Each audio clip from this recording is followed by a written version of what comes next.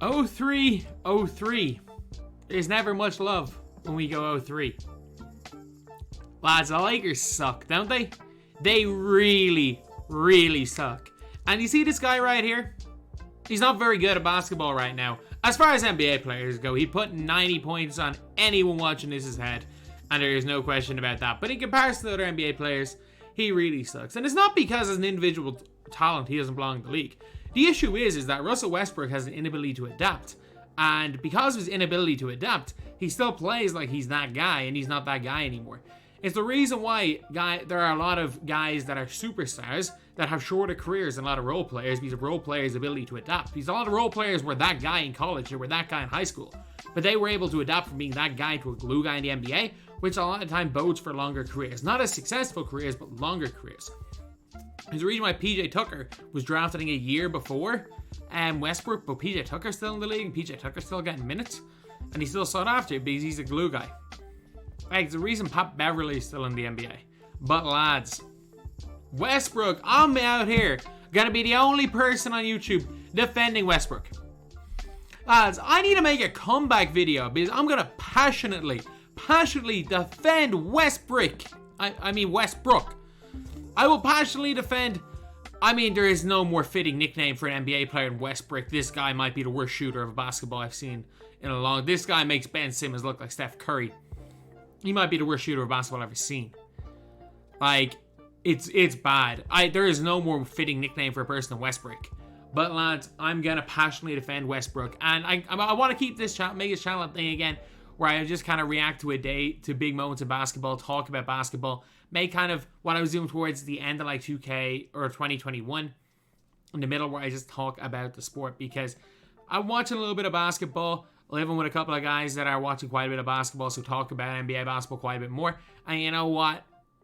If I'm doing that, I might as well make a bit of money. So, what we're talking about right here is the 2-for-1 situation. See this right here? Russell Westbrook comes. Everyone's like, oh, with 26 seconds left. No, he shot the ball with 30 seconds to go, with 18 seconds left in the shot clock. Okay. People are saying, oh, it's getting bad. Everyone, I want him gone. Russell Westbrook said he was going for a 2-for-1 opportunity. We attempted with 20. Like this, again, revisionist history. Like, not even revisionist history, just inaccurate information. With 27.3, let's get the time when he puts up the shot. Let's find the time when Westbrook puts up the shot right here. Dribbles down. 30.2, that's 3 whole seconds difference. That's a big difference. That is a huge difference. So there's like a near 13 second differential between the shot clock and the game clock. Okay, what happens if Westbrook slows this play down? He slows the play down, the Lakers get a shot. Best case scenario, because let's be real, the Lakers are not hitting a 3-pointer. Best case scenario, they're up by 2 points, and Dame can go, dribble down. Dame has enough time to do exactly what he did and tie the game. It goes to overtime. But Lakers don't have a chance to score if they don't go 2-for-1, so the game goes to overtime. That is the best case scenario. But Westbrook makes this shot, and then Dame has his time. Even if he takes the full 24 and hits a 3, the Lakers have a chance to win, which they didn't have if he doesn't take the shot. He gave his own team control of their outcome. And the problem with the shot is not the shot. The problem is that any shot is a bad shot for Russell Westbrook. This is not, everyone's going to be mad at his decision making. No, Westbrook legitimately just sucks. He just sucks. Like, I'm sorry, anything other than a wide open, uncontested layup is a bad shot for Russell Westbrook right now. It is. It just is. But you know what? There is no NBA guard that this is a bad shot for. Because again, if you take the totality of the game into account, obviously, looking at it in hindsight, you say, oh, we should have slowed down, taken a better shot. LeBron takes that shot and makes it. Everyone's talking about, oh, LeBron has such high IQ. Let's just take hypothetical situation, Dame's gonna make a shot. Everyone talks about LeBron, will say, oh, LeBron has some great court awareness, great awareness of the clock, that even in crunch time, he makes the right play. But just because it's Westbrook, it's a bad play. And I get it, it is. Literally any shot Westbrook takes is a bad shot. But that's not a Westbrook. If you're an NBA guard, you have to be confident that you are going to hit a wide open shot from 10 feet out. Lads, I'm sorry, I make this shot 8 times out of 10. My highest level of basketball was sitting on the bench in the Irish Superleague for 2 years. I make that shot 8 out of 10 times. Any NBA guard worth a damn should have the confidence to make that shot. And even in that scenario, I think any NBA guard should have the confidence to make that. And you know what? We all know Westbrook does have the confidence to shoot the ball. If you have a player that does not have the confidence to make a wide open shot from here, what the hell are they doing on the floor? So you know what? It is a Westbrook problem. It is. But you know who I blame even more? It's Darvin Ham's fault. It is Darvin Ham's fault for having a guy on the floor who you literally want to do anything other than shoot the ball. You know what the Lakers need to do? Because if this is considered a bad shot in this situation, the player shooting said shot should not be an NBA player. Is that a fair argument? That this is maybe, like, this is as good as a gimme for most players. Any NBA guard. If you are missing that shot, or if you don't have confidence in your guard to make that shot there, they shouldn't be your point guard. How you that? They shouldn't be in the NBA. The Lakers, I'm being dead serious. I think the Lakers should just do what the Houston Rockets did with John Wall. Sit him at home. Because they're 0-3. And as we said at the start, there's never much love when we go 0-3. And there's definitely not a lot of love for Russell Westbrook.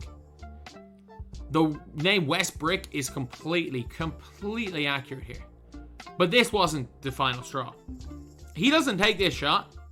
If he doesn't take this shot and he passes it to LeBron, and then the Lakers go and miss a shot and Dame hits a walk-off shot, I think we still complain about Russell Westbrook passing up this shot, being like, oh, he can't even shoot a wide open mid-range shot and a 2-for-1. And then we have to give it to LeBron and he goes and misses. I genuinely think that there is a no-win situation. No matter what happens, Russ will get all the blame. Russ sucks. As an NBA starting point guard, Russ sucks. He is the worst starting point guard in the NBA right now. But, like, it's Darvin Ham's fault for playing him. If he wants to kick up a fuss for sitting on the bench, cool. Do what the Pistons did with Iverson. Ship him off to Memphis. And if no one will take him, do what the freaking Sixers did with Iverson. Cut him. Like, send them home halfway through the year. Like, there is a precedent for these high earners who are, like, becoming Kansas to a team, either getting bought out or told to sit at home. Why is it that the Lakers won't do that with Westbrook? And I know you might be saying, oh, we need to get his trade value up so we trade for Buddy Hield.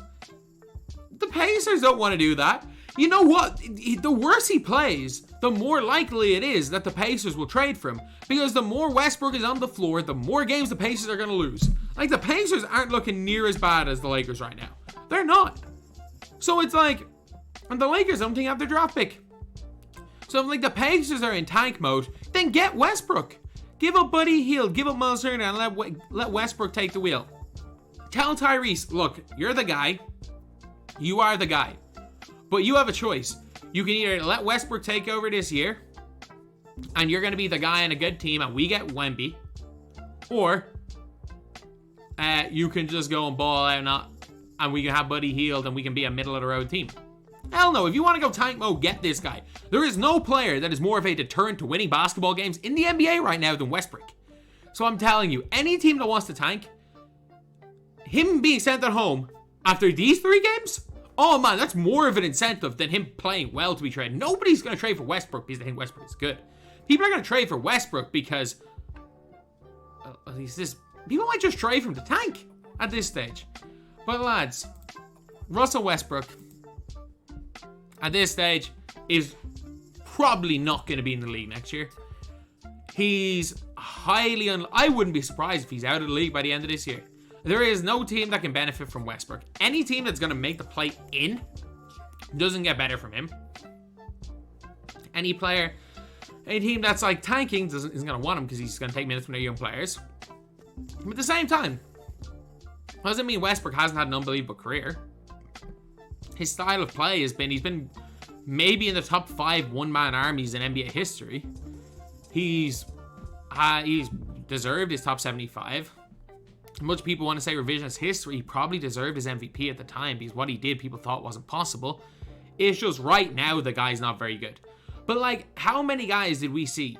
Like, Iverson was out of the league quicker than Westbrook. Like, we're talking like in 2010, Iverson wasn't out of the league. And it was like 4 years after Iverson was winning scoring titles. 2 years after Iverson was averaging like 27 points a game for the Nuggets, he was out of the league. And everyone's like, oh, but like Westbrook was an MVP. That was 5 years ago. That was 5 years ago. Like, that's literally the time difference between Tracy McGrady being on the Houston Rockets when they went on that massive win streak and Tracy McGrady being on the Spurs. Like, it's been 5 years since Russell Westbrook won. Sorry, 6 years. 6 years, 2016-17. It's been 6 years.